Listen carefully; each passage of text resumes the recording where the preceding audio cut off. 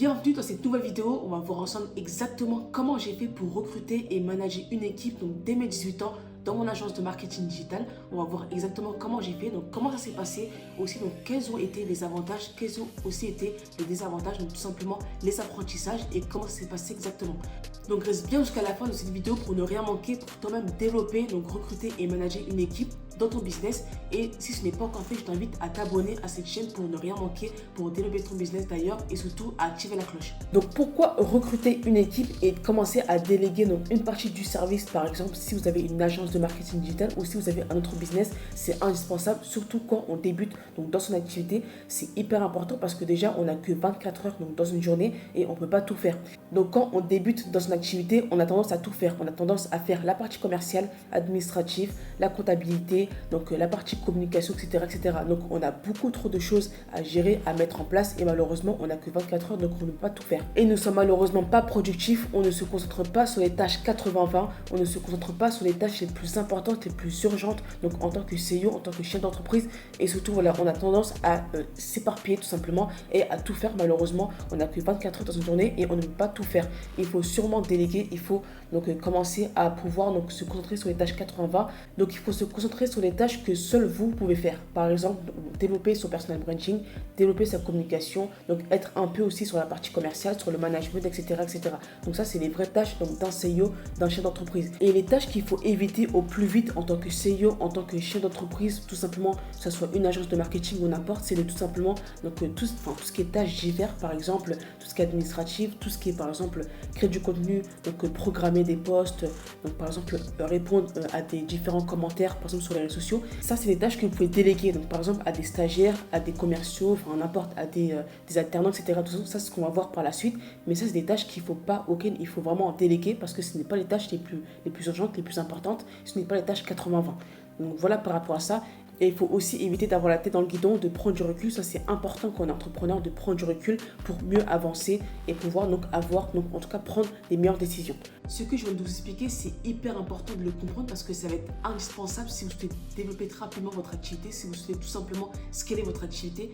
C'est d'ailleurs tout simplement impossible de scaler une activité si vous êtes amené à tout faire. Donc toute la partie administrative, la communication, le personal branding, si vous souhaitez donc par exemple monter des vidéos, c'est impossible de tout faire. Donc il faut tout simplement déléguer, il faut commencer à recruter, il faut commencer à prendre du recul pour pouvoir mieux avancer tout simplement. Donc voilà par rapport à ça. Donc on va passer à la suite. Je vais juste me mettre ici. Et donc là, je vais vraiment vous expliquer comment c'est passé. Donc déjà, dans un premier temps, ce qu'il faut savoir, c'est que moi, donc j'ai commencé le business, j'ai commencé à entreprendre à mes 17 ans. C'est vraiment à ce moment-là où j'ai commencé à prospecter, à recruter. Enfin, j'ai commencé à faire du MLM, donc du marketing de réseau.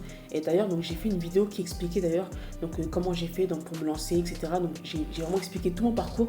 Donc d'ailleurs, enfin, je vais mettre cette vidéo à la fin donc de cette vidéo tout simplement.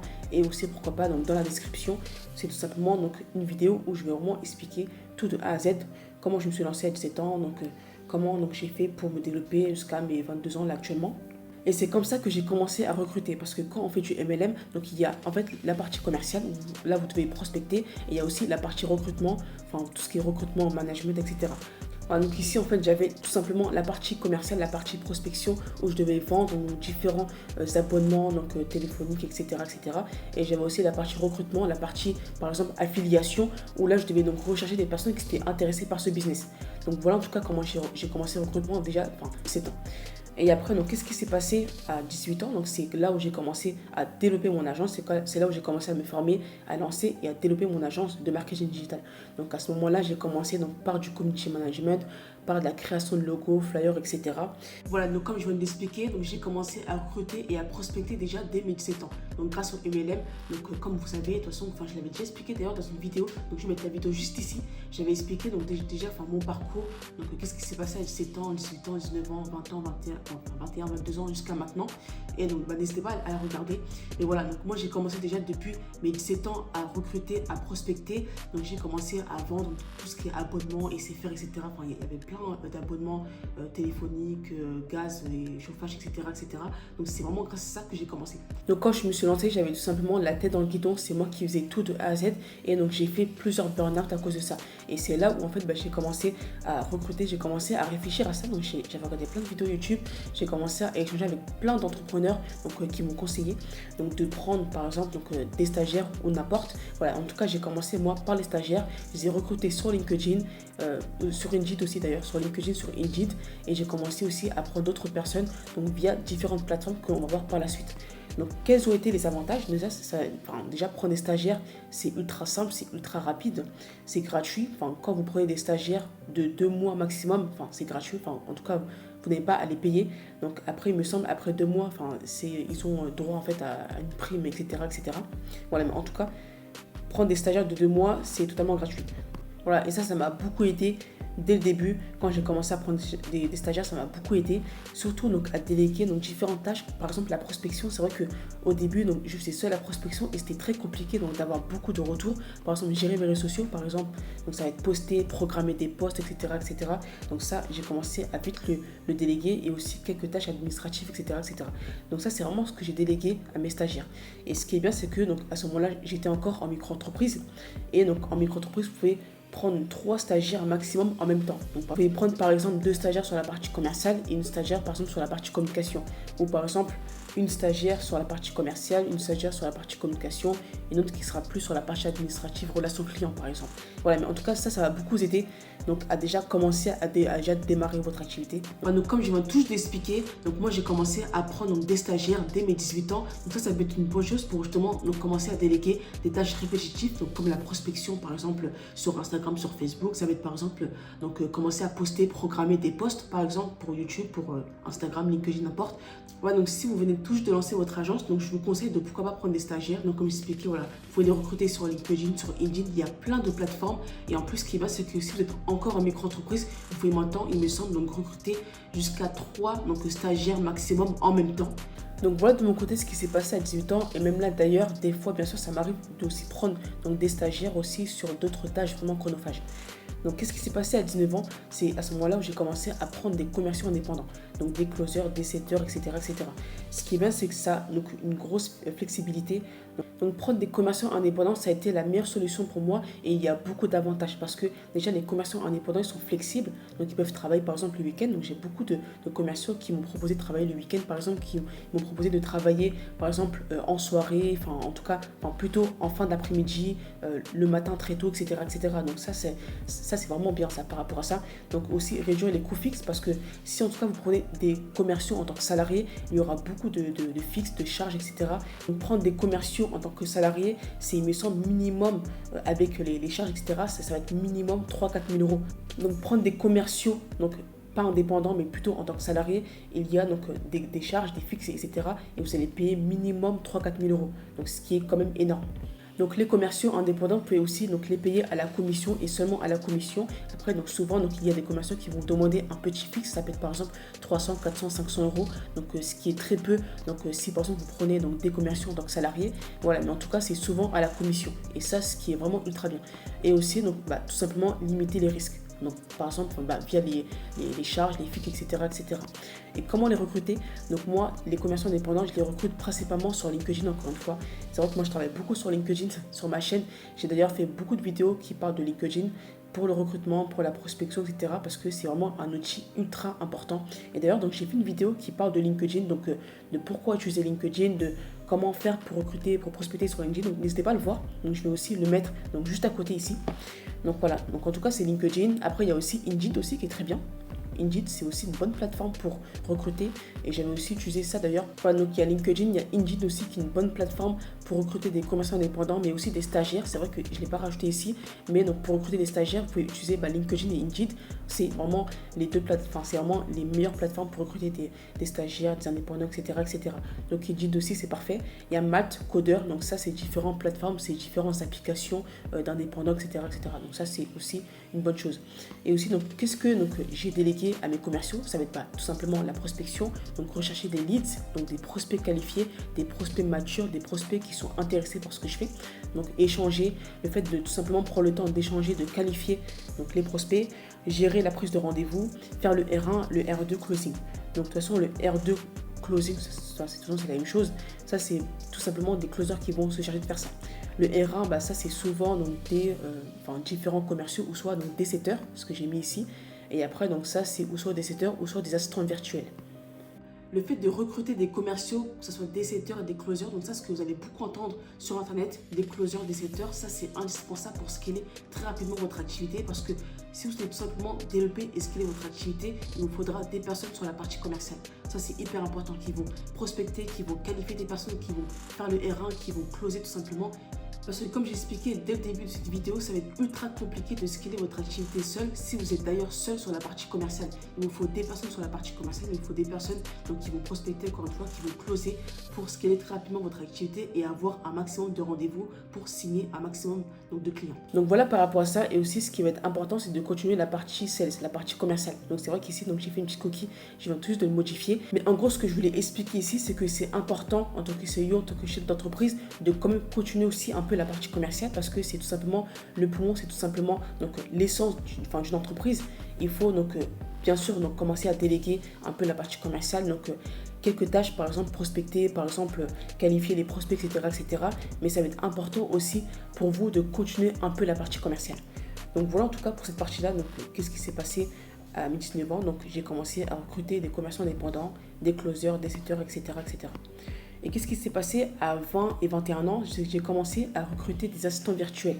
Donc ça, c'est ce que vous allez beaucoup entendre parler sur YouTube, sur n'importe, sur Internet, sur Instagram par exemple, assistants virtuels. Donc les assistants virtuels, c'est tout simplement des personnes qui seront amenées à faire un peu de tout. Par exemple, ça peut être sur la partie communication, par exemple gérer vos réseaux sociaux, ça peut être aussi sur la partie administrative, sur la partie commerciale par exemple. Donc ça, c'est à vous de voir. Et c'est aussi à ce moment-là que j'ai commencé à recruter, j'ai commencé à déléguer une partie de mon service. Et quels ont été les avantages? C'est que déjà, c'est beaucoup moins cher. Ce qu'il faut savoir, c'est que les assistants virtuels, les prestataires, donc c'est des personnes qui sont en offshore la plupart du temps. Et c'est comme ça que font énormément d'entrepreneurs. C'est comme ça que font d'ailleurs la plupart des entrepreneurs. Donc c'est tout simplement des prestataires, des assistants virtuels que vous allez payer entre 3 et 5 euros de l'heure. Donc nous, par rapport à ça, d'ailleurs, on a une communauté, on a tout simplement un groupe privé où on met à disposition des assistants virtuels. Ça peut être aussi des commerçants indépendants, ça peut être des prestataires, etc. Pour ceux qui souhaitent donc développer leur activité. Donc tout ça, malheureusement, donc c'est que dans notre programme, c'est que donc ceux qui ont accès à notre programme, qui ont accès tout simplement au groupe privé. Donc ce qui est bien, c'est que par exemple avec les assistants virtuels, vous allez pouvoir donc, avoir déjà moins de charge mentale sur les tâches non urgentes et non importantes parce que vous pouvez leur déléguer la partie commerciale, la partie administrative, surtout la partie administrative, par exemple tout ce qui est gestion des réseaux sociaux, les montages des vidéos, les montages des réels, etc. Vraiment, toutes les tâches, vous pouvez leur déléguer. Donc souvent, les assistants virtuels et les prestataires, ils ont déjà de l'expérience, donc ils sont déjà formés. Ce qui est bien, c'est que vous n'allez pas, en tout cas, prendre des formations pour eux. Vous n'allez pas prendre le temps de les former donc de A à Z, par exemple, sur leur expertise, parce qu'ils sont déjà experts. Souvent, la plupart en tout cas, ils sont déjà formés. Donc déjà, vous allez avoir accès à une expertise spécialisée et vous allez pouvoir donc réduire les coûts, parce que comme j'expliquais, donc vous allez pouvoir donc avoir des assistants virtuels et des prestataires entre 3 et 5 euros de l'heure. Donc ça, ce qui est donc ultra puissant. Et donc, comment faire pour les recruter? Donc, c'est via LinkedIn, encore une fois. C'est beaucoup LinkedIn que j'utilise. Il y a aussi plein de plateformes comme Upwork, comme Fiverr. Donc, ça, c'est encore une fois des plateformes de freelance comme Malte, etc. Et donc, moi, qu'est-ce que je leur ai délégué? Comme j'expliquais, c'est la partie administrative, la partie un peu commerciale. Donc, tout ce qui est, par exemple, répondre de messages, qualifier des prospects, etc. Donc, gérer mes réseaux sociaux et surtout, donc, faire les montages de mes vidéos, de mes réels que là, j'ai commencé à faire donc, sur ma chaîne YouTube. Donc voilà par rapport à ça. Et qu'est-ce qui s'est passé donc là maintenant à 22 ans, c'est que là j'ai commencé à recruter des alternants. Alors pourquoi j'ai fait ça? C'est que donc ce qu'il faut savoir, c'est que à ce moment il y a des aides de l'État. Donc l'État met en place donc des aides pour justement les entreprises qui souhaitent recruter des alternants. Donc il y a une aide de 6 000 euros à l'année, donc ce qui fait 500 euros par mois. Et aussi donc par rapport aux alternants, j'ai mis aussi coût du salariat réduit parce que ça reste quand même avantageux donc de pourquoi pas donc prendre des alternants plutôt que donc prendre des salariés par exemple à temps plein ou à temps partiel. Ça sera donc beaucoup moins cher, mais il y a quand même des désavantages par exemple parce que les alternants ils sont souvent donc pas très bien formés, donc il faut vraiment prendre le temps de les former. Donc ils ont besoin d'une formation, de suivi, ils sont souvent pas autonomes, donc il faut déjà souvent être derrière eux, etc. Il faut leur expliquer, il faut leur former, etc. Donc ça prend beaucoup trop de temps. Et j'ai mis aussi ROI limité. Pourquoi? Parce que donc le retour sur investissement ne sera pas donc directement, il faudra attendre parce que encore une fois il faudra être derrière eux, il faudra vraiment prendre le temps donc de les suivre, de les former, etc. Parce que donc bien sûr les alternants ils sont formés, mais ils sont donc pas assez bien formés donc par rapport à ce que vous allez souvent leur demander. Mais en tout cas voilà, ils sont là pour de toute façon se former donc dans l'entreprise. Donc il faut être derrière eux, il faut les suivre, etc. etc. Donc ça me prend déjà plusieurs mois. Et comment faire pour les recruter en tout cas si vous souhaitez donc prendre des alternants et si vous souhaitez d'ailleurs donc bénéficier des aides de l'État. De toute façon par rapport à ça, je vous conseille de faire différentes recherches, c'est ultra simple. C'est avec il me semble dans tout ce qui est l'OPCO, etc. Donc de toute façon n'hésitez pas à y faire un tour. Donc sur le site d'ailleurs, donc le site OPCO. Et donc par rapport au recrutement, donc c'est via LinkedIn, encore une fois, c'est via Indeed. Et surtout donc via les écoles directement. C'est que ce que vous pouvez faire, c'est que vous pouvez contacter donc des écoles et eux donc ils sont souvent en contact. Ce que vous allez aussi pouvoir faire, c'est de contacter des écoles directement, donc des écoles qui proposent bien sûr donc de l'alternance et vous allez pouvoir donc échanger avec eux et voir si ils ont par exemple des alternants qui recherchent une entreprise. Donc ça peut être aussi une possibilité. Et comment donc en tout cas je leur ai délégué par exemple la relation client, la partie copywriting, la communication, les campagnes de prospection sur LinkedIn. Ça peut être aussi le community management, la partie commerciale, la gestion des réseaux sociaux, etc., etc. Mais en tout cas, ce qui est intéressant à leur déléguer, c'est beaucoup la partie commerciale, la prospection et surtout la partie communication, création de contenu par exemple. Donc voilà en tout cas moi ce que j'ai fait là depuis, actuellement à l'heure où je fais cette vidéo, j'ai 22 ans. Donc voilà ce que j'ai fait. Donc j'ai eu l'occasion de prendre des alternants, des assistants virtuels, des prestataires. Donc c'est ce qui se fait d'ailleurs même là actuellement. Des commerçants indépendants aussi toujours. Je prends toujours des commerçants indépendants et des fois ça m'arrive aussi de prendre des fois des stagiaires. Donc ça va être ultra important. Voilà, donc nous sommes à la fin de cette vidéo, donc merci à toi d'avoir regardé la vidéo jusqu'à la fin. J'espère que cette vidéo t'a plu. D'ailleurs, actuellement, j'offre des rendez-vous diagnostiques offerts qui sont totalement gratuits, qui sont totalement offerts. Tout ça dans la description où là, on va pouvoir donc déjà développer donc ton activité ensemble. On va pouvoir mettre en place un plan d'action et t'aider dans toutes tes problématiques et t'aider à atteindre tout simplement ton objectif en 2024 ou soit donc dans les années à suivre. Et aussi dans la description, j'ai mis en place un groupe qui est totalement gratuit où là, il y aura une communauté, il y a encore plein de ressources où on pourra t'aider justement à atteindre tes objectifs. D'ailleurs, dis-moi en commentaire ce que tu as pensé de cette vidéo. Dis-moi en commentaire ce que tu souhaites voir donc, dans cette chaîne, que ce soit sur la partie entrepreneuriale, dans le marketing digital, dans le business en règle générale, sur le mindset, etc. n'importe. Et vraiment, n'hésite pas à me dire en commentaire comme ça. Donc, je ferai le tri et je vais commencer à faire beaucoup de contenu donc, dès la rentrée. Et d'ailleurs, si ce n'est pas encore fait, je t'invite à liker, commenter, partager cette vidéo et surtout à activer la cloche pour ne rien manquer. Donc, partage cette vidéo à un maximum de personnes, ça pourrait aider énormément de personnes et on se dit à très bientôt.